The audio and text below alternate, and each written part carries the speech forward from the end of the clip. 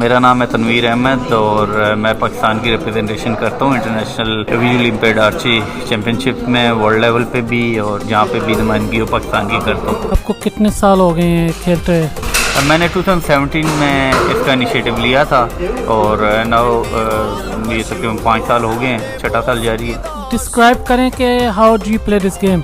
It's a quite interesting game. आपको पता है कि टेक्टाइल साइट होती है जो लोग देख नहीं सकते, उनके लिए एक जिस तरह कैमरे का हैंडल होता है जिसको हम रोटेट करने के लिए कैमरे को यूज़ करते हैं, इस तरह का नोज़ल हमारी होती है टेक्टाइल साइट की, जिसको हमारा कोच जो है वो टारगेट के सेंटर में सेट कर देता है। एंड हम अपनी बॉडी को अलाइन रखते हुए फुट लोकेटर्स के अंदर रहते हुए और अपनी टेक्टाइल साइड जो है उसकी नोज़ल को हाथ की बैक एंड साइड टच करते हैं। जिस हाथ में हमने बो पकड़ी होती है उस हाथ को हम बो के साथ टच करते हैं और then we release our arrow, और वो एरो जो है वो टारगेट पे लग जाता है और जिस पॉइंट पे लगता है उतने पॉइंट हमें मिल जाते हैं। और 6 एरोज़ के दौरान ड्यूरिंग क्वालिफिकेशन राउंड हमें कोच एक दफ़ा सेट कर सकता है before the shoot, and during the shoot वो सिर्फ हमें बता सकता है कि हमारा एरो किधर जा रहा है क्लॉक वाइज, जैसे गोइंग 9 o'clock, 3 o'clock, 1 o'clock और 6 o'clock। उससे हम आइडिया लगा लेते हैं कि हमारा एरो किधर जा रहा है और फिर उस हिसाब से हम अपने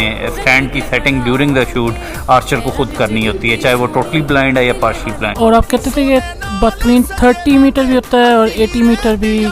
2 तरह के गेम्स होते हैं हमारे। आउटडोर इवेंट्स जो होते हैं वो 30 मीटर डिस्टेंस पे होते हैं और उसके लिए हमारा टारगेट जो होता है 80 सेंटीमीटर के साइज़ का होता है, और जो 18 मीटर का हमारा डिस्टेंस होता है वो अमूमन इंडोर होता है और उसके लिए हमारा 60 सेंटीमीटर का टारगेट होता है। आपको कौन सा पसंद है, इंडोर या outdoor? Which one you like? Both, because दोनों ही गेम्स होती हैं। जैसे वर्ल्ड चैम्पियनशिप्स हैं वो सारी, या यूरोपियन कप हो गया या यूरोपियन चैम्पियनशिप हो गई, वो होती ही 30 मीटर पे है।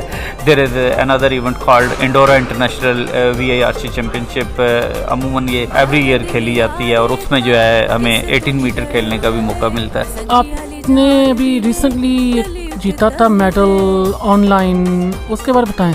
हम प्रैक्टिस शूट के लिए मुख्तलिफ ऑनलाइन इवेंट खेलते हैं जिसमें पूरी दुनिया से लोग इकट्ठे होते हैं और शूटिंग करते हैं। अब पिछले वीक की बात है, लास्ट संडे को ये ऑनलाइन इवेंट हुआ था जिसमें मुख्तलिफ कंट्री से हमारे कोई 7-8 बंदे मौजूद थे। बेल्जियम से थे, USA से थे, इजिप्ट से थे और पाकिस्तान से मैं था। हमने एक आइसोलेशन शूट किया 18 मीटर पे विद 60 सेंटीमीटर टारगेट और अल्हम्दुलिल्लाह उसमें मैंने अपना पर्सनल बेस्ट स्कोर किया 455 60 एरोज़ पे और सेकंड पोजीशन हासिल की। तो इन इवेंट्स में पार्टिसिपेट करके आपको एक अच्छी मैच प्रैक्टिस मिल जाती है, तो आप अपने फ्यूचर के इवेंट्स के लिए अच्छे से तैयार हो सकते हैं। तो आप ये कितना प्रैक्टिस कितनी देर करते हैं पर डे पर वीक? आजकल तो मैं आया ही ट्रेनिंग कैंप के लिए हूँ, यहाँ पे इंग्लैंड में हूँ, लंदन के अंदर आर्ची फिट क्लब है यहाँ पे, और यहाँ पे अपनी ट्रेनिंग कर रहा हूँ।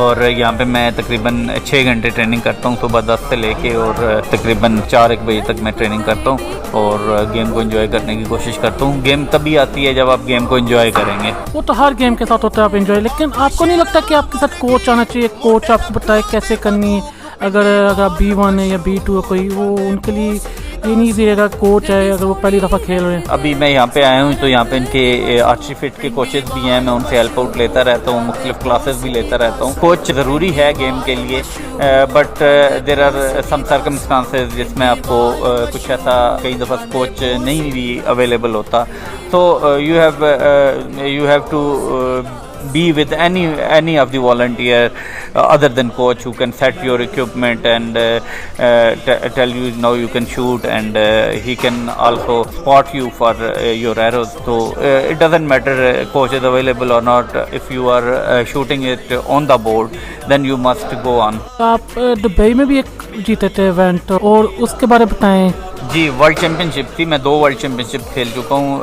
2022 में वर्ल्ड आर्ची पैरा चैम्पियनशिप हुई दुबई में, जिसमें more than 14 athletes from 9 countries उन्होंने पार्टिसिपेट किया।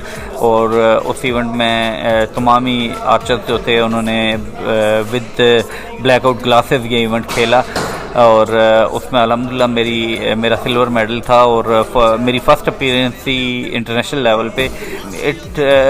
इतना अच्छा इक्विपमेंट भी नहीं था, लेकिन एक जज्बा था कि हमने खेलना है और अल्हम्दुलिल्लाह अल्लाह ने कामयाबी भी दी। बस फाइनल में मैं फाइनल नहीं जीत सका, लेकिन थ्रू आउट द टूर्नामेंट में बहुत अच्छा खेला था।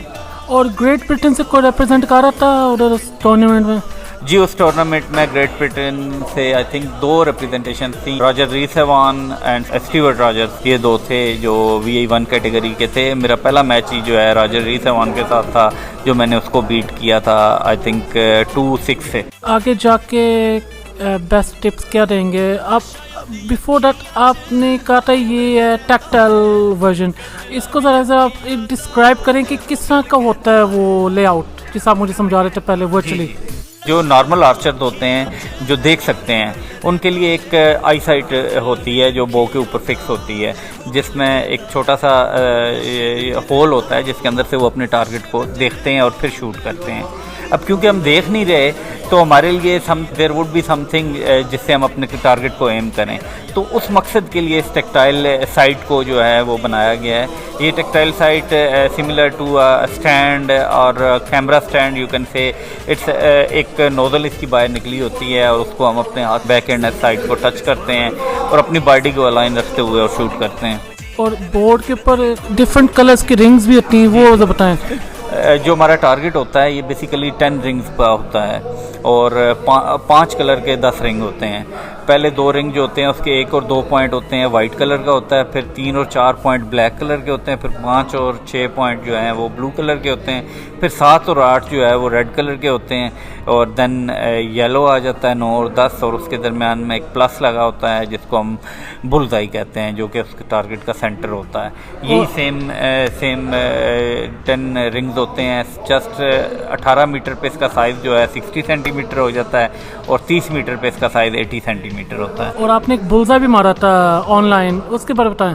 जी, बुलजाई एक नहीं मैंने मारा था, मैंने 4 मारे थे बुलजाई। और आपको कैसे लगी खुशी कि मैंने वाओ? डेफिनेटली जब आप मैक्सिमम पॉइंट्स अचीव करते हैं तो आप उसको सेलिब्रेट भी करते हैं और अच्छा लगता है और जज्बा मिलता है और पैशन आता है कि आप और मैक्सिमम पॉइंट्स की तरफ और जाएं। आप इस साल आ नहीं सके थे आइप्सा गेम पे, इसके बारे में बताइए। Why could you not make it and what was the reason behind, और उसके साथ आपको ज़्यादा पावर दी होगी कि अगली रफ़ा जाने के लिए? पाकिस्तान में वीज़ा इश्यूज़ की वजह से डिले हो गया था।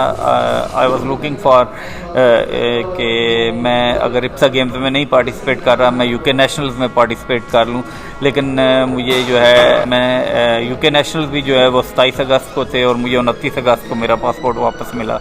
डेट्स वाई तकरीबन हफ्ता 1.5 हफ्ता मेरा वीज़ा डिले हुआ था, जिसकी वजह से मैं पहुंच नहीं सका। लेकिन ज़ाहिर बात है हर काम में अल्लाह की तरफ से बेहतरी ही होती है। I have more events to go for in this year. Next year 2024 we have a European cup, we have इंडोरा international open, so there are many more to come, it doesn't matter। Pakistan में आपने इसको काफ़ी progression की है, आपको लोग देखते हैं, उसके बारे में बताएं रावलपिंडी में और पूरे पाकिस्तान में। अल्हम्दुलिल्लाह ये हमारा इनिशिएटिव था, हमारे कोच हैं एजाज साहब जो वहाँ पे सारी चीज़ को देख रहे हैं और नए लड़कों को मोटिवेट करते हैं। All over the Pakistan we have more than 90 archers there and they are more than 10 archers are if they play for Pakistan in international event they will rank in top 10 or top 15। और आपने कोई और भी sport try की थी इससे पहले? आप क्रिकेट खेलते थे, फिर आपने रिटायरमेंट ली क्रिकेट में, वो क्यों? क्रिकेट काफ़ी अर्सा मैंने खेली, 14 साल खेली, ये एक काफ़ी अर्सा होता है, तो मैं ब्रेक चाहता था और फिर मैंने आर्ची शुरू कर ली थी। मैं इसके अलावा shot put, discus throw, javelin throw भी एथलेटिक्स में करता रहा हूँ और अच्छी खासी सक्सेस के साथ करता रहा हूँ। लेकिन टाइम से के साथ साथ आपको चलना पड़ता है। आप किसी स्पोर्ट में अच्छा कर रहे हैं तो आपको उसको ज़्यादा टाइम देना चाहिए। और बेस्ट टिप्स क्या देंगे किसी को लाइक मेरे साथ कि मैंने आज ट्राई की, काफ़ी मुश्किल गेम है, लाइक इससे जेंटलमैन गेम, लेकिन आप क्या बेस्ट 3 टिप देंगे कि कोई नया आके ट्राई करे? कोई भी गेम है उसके लिए आपको टाइम चाहिए होता है। आप टाइम निकाल के अपनी जो है पहले अपनी स्किल को पॉलिश करना पड़ेगा आपको। अपने जो है स्ट्रेंथ, शोल्डर स्ट्रेंथ बहुत ज़रूरी है इसके लिए। आपकी शोल्डर स्ट्रांग होना चाहिए, आपको मेंटली जो है वो टफ होना चाहिए। किसी भी अगर गेम को आपने खेलना है तो मेंटल स्ट्रेंथ बहुत मैटर करती है। और फोकस के साथ खेलें, कोई चीज़ मुश्किल नहीं है। तुम हम लोग खेल रहे हैं तो वाई नॉट हम कोई भी बंदा खेल सकता है। अगले साल कौन से आप चाह रहे हैं कि मैं उनमें जीतूंगा और बाकियों में भी जीतूंगा? इंशाल्लाह मेरा फोकस अभी यूरोपियन कप पे है, जो नवम्बर में world ranking event and European cup होता है। उसमें मेरे कोशिश है कि मैं वहाँ तक पहुँचूँ और अच्छा परफॉर्म करने की कोशिश करूँ। और देन उसके बाद सितंबर में 2024 में एंडोरा में चैम्पियनशिप होती है 30 मीटर की भी और 18 मीटर की भी, तो वो बड़ा अच्छा इवेंट होता है। तो ये 2 इवेंट हैं इस साल में जो जिन पे मेरी नज़र है। पैरालंपिक्स जा रहे हैं अगले साल? नहीं, पैरालंपिक्स में हमारी ब्लाइंड आर्चरी नहीं है। होपफुली जो लॉस एंजलिस में 2028 के पैरालंपिक्स हैं उसमें मे भी शामिल हो जाए। हम तो उम्मीद कर रहे हैं कि उसमें शामिल हो जाए, बट स्टिल जो अभी पैरालंपिक्स हो रहे हैं उसमें हमारी गेम नहीं है। आप क्यों कहते हैं कि क्यों नहीं ये गेम अभी उसमें, क्यों वो नहीं चाह रहे, क्या है, लेकिन इसकी क्या रीज़न बिहाइंड? इसकी रीज़न ये है कि it's not being played in all the continents. तो मोर कंट्रीज से लोग आएंगे और इसको खेलेंगे, then there would be more chance to participate in Paralympics. जितने ज़्यादा लोग आएंगे, क्योंकि अभी हमारे पास 30 से 40 आर्चर हैं पूरी दुनिया में जो मुख्तलिफ कंट्रीज़ के लिए खेल रहे हैं। जब भी वर्ल्ड चैम्पियनशिप होती है तो हमारा जो फिगर है वो 13-14 से ऊपर नहीं जाता। तो there must be more numbers for of VIs to participate in this game. आपको हमेशा ऐसे था पार्शली साइटेड या बोर्न थे फुली साइड? मैं बोर्न फुली साइडेड था, लेकिन एक्सीडेंटल मुझे जो है बॉल लगी थी क्रिकेट खेलते हुए 2003 में। तो उसके बाद से जो है मेरी एक आई में VN बिल्कुल नहीं है और दूसरे में जो है ऑलमोस्ट 20% VN है। और what is the name of your eye condition if no one knows what is it? It is RP and a macular hole in my right eye and RP in my left eye. In both eyes I have RP and in one eye I have macular hole, and my left eye is not that, has only light perception by birth. Because मेरी भी RP, I have RP with tunnel vision, but about 3%, 4% I can only see. Doesn't matter, क्योंकि ये हमारी जो game है archery की, इसमें VN का होना या ना होना कोई फ़र्क नहीं पड़ता। क्योंकि आप जब 18 मीटर से देख रहे हैं तो आपको कुछ नहीं नज़र आ रहा, इवन आप पार्शली साइटेड हैं या आप टोटली ब्लाइंड हैं, तो कोई ज़्यादा फ़र्क नहीं पड़ता। नहीं, मैंने ये देखा है कि आपकी जो फ्रंट आर्म उसको स्ट्रॉन्ग रखना पड़ता है, क्योंकि अगर वो ना सीधी रहे फिर आपकी पूरी अलाइनमेंट तो बहुत ज़रूरी है। ये गेम ही आपकी पेशेंस की है, पेशेंस एंड अलाइनमेंट। आपको अपनी बॉडी को अलाइन का फोकस टारगेट की तरफ होना है। तो आइदर आपका कोई भी पार्ट जो है, चाहे आपका हाथ है, चाहे आपका पाँव है, चाहे आपका शोल्डर है, चाहे आपका सर है, चाहे आपका फेस है, अगर वो अलाइन नहीं है तो आप कभी भी अच्छा शूट नहीं कर सकते। और सबसे लोएस्ट पॉइंट्स आपके कभी आए हैं जो हमेशा आप हाइप टारगेट करते हैं? ये तो डिपेंड करता है आपकी शूटिंग कैसी आई है। तो टाइम टू टाइम इसमें इम्प्रूवमेंट भी आ रही है, इसीलिए एफर्ट भी करते हैं। आप जितना टाइम ज़्यादा गेम को देंगे उतनी एक्यूरेसी और जितनी ज़्यादा प्रैक्टिस करेंगे उतना अच्छा होते जाएंगे। Rawalpindi district blind archery association के नाम से ऑर्गेनाइजेशन है जो कि पूरे पाकिस्तान में भी वर्क कर रही है और स्पेशली पिंडी इस्लामाबाद डिस्ट्रिक्ट को देख रही है और बड़ा फ्लुएंटली काम कर रहे हैं हम। हमारा फेसबुक पेज है Rawalpindi district blind archery association के नाम से और पाकिस्तान ब्लाइंड आर्चरी के नाम से। ये 2 पेज हैं जिनको आप विज़िट कर सकते हैं और तमाम इन्फॉर्मेशन हमारे पास्ट इवेंट्स की वीडियोस भी मौजूद हैं और फ़ोटोज़ भी मौजूद हैं और फ्यूचर इवेंट्स के बारे में भी हम जो सारी डिटेल्स हैं वो शेयर करते रहते हैं हमारे दोनों पेजेस पे। इसके अलावा हमारा Rawalpindi district blind archery association का जो ऑफिस है वो लियाकत बाग स्पोर्ट्स कम्प्लेक्स रावलपिंडी में है, मेन मरी रोड के ऊपर। Anyone can visit and join us. ज़बरदस्त।